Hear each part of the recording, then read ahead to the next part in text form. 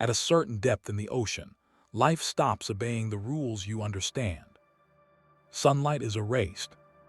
Color is erased. Sound itself begins to feel wrong. At 5,000 meters below the surface, the pressure is so extreme that steel folds like wet paper. Human bones would collapse before the brain could even register pain. No scream could escape. No rescue could reach you. And yet something lives there. Not ghosts, not machines, but apex predators, ancient, patient, and built for a world that wants you dead. These are not animals that evolved to be beautiful. They evolved to end things. Their bodies look unfinished. Their eyes don't track like ours. Their mouths open too wide. Their movements feel delayed like a thought that arrives too late. This is primordial fear, buried deep in your nervous system, the instinct that tells you, this thing should not exist. Long before humans ruled the surface, before forests or birds or flowers, the ocean perfected monsters. Creatures so alien that even today, when we finally see them alive on camera, scientists struggle to explain how they function at all. And the deeper you go, the less they resemble life. And the more they resemble survival itself. So what kind of world creates organisms like these? And what happens when nature decides that eyes, symmetry, and mercy are optional? Imagine standing inside a hydraulic press, not beside it, inside it, as it activates from every direction at once. That's the pressure deep-sea creatures live under every second of their existence. At 6,000 meters, pressure exceeds 600 times what you feel right now. At 8,000 meters, it becomes a slow, crushing certainty. Water stops behaving like water. It becomes something closer to liquid stone. And still life thrives. Some deep-sea predators are longer than school buses. Others are small but grotesquely specialized, like biological tools designed for a single purpose, to find, capture, and erase prey. Their jaws are oversized because missing a meal down here means death. Their teeth curve inward like traps because prey rarely escapes twice. Their bodies stretch, compress, and distort because energy is too precious to waste on elegance. And here, the unsettling part. This isn't even the terrifying part. The true horror isn't their size. It's that they were never meant to be seen. The deep ocean is not a leftover environment. It is Earth's original battlefield. Before continents stabilized, before oxygen flooded the sky, before life learned how to walk, the ocean was already testing limits. Higher oxygen levels allowed bodies to grow larger. Volcanic heat warmed the depths. Nutrient-rich currents fed brutal evolutionary arms races. Nature was experimenting recklessly and keeping only what survived the impossible. Eyes became optional. Bones became flexible.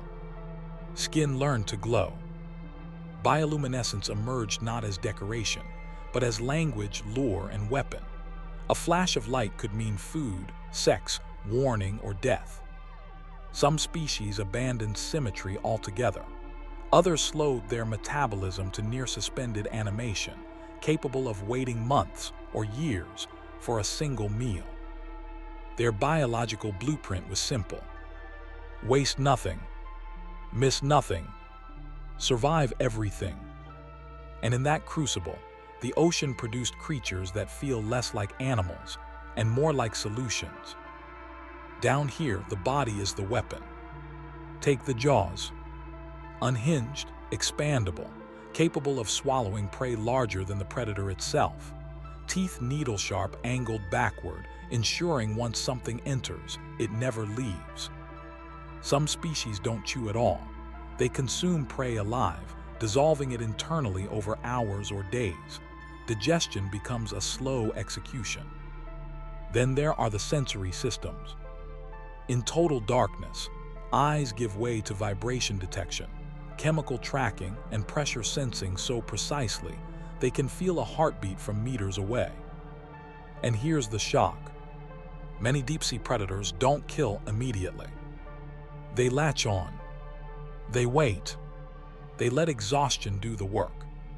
Paleontological evidence suggests some ancient deep-sea species fed while their prey was still alive, immobilized but conscious, because energy efficiency mattered more than speed.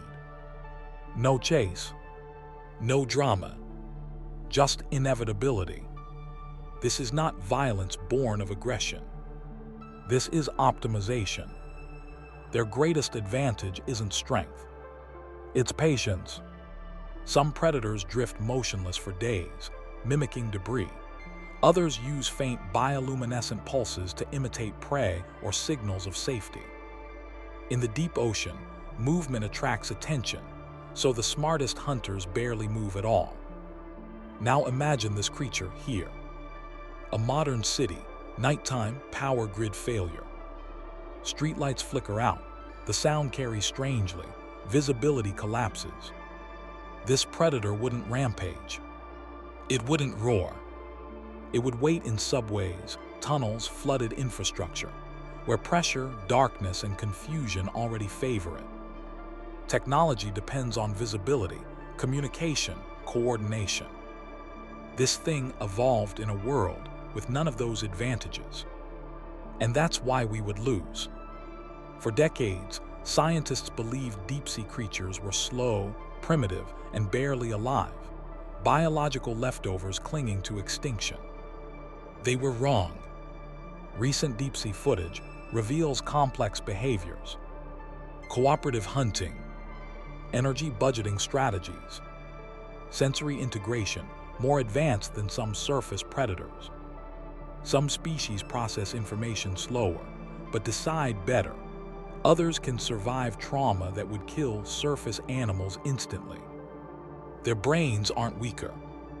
They're different, built for a world where mistakes are fatal and recovery is impossible. What we once dismissed as ugly or malformed is now understood as hyperspecialization. They aren't poorly designed. They're overqualified. Many of the ocean's greatest predators didn't vanish because they were weak. They vanished because the planet changed. Currents shifted. Oxygen levels dropped. Food webs collapsed. The world moved on and left them behind. But the blueprint remains. Every time we descend deeper, every time cameras reveal something new, we are reminded of a chilling truth. Nature has made it worse before, and it will again, because somewhere below us, in darkness untouched by sunlight, evolution is still experimenting, still refining, still building things that don't look alive, but are very, very good at staying that way. Welcome to MEGABEAST Archives. Subscribe before the next descent goes even deeper.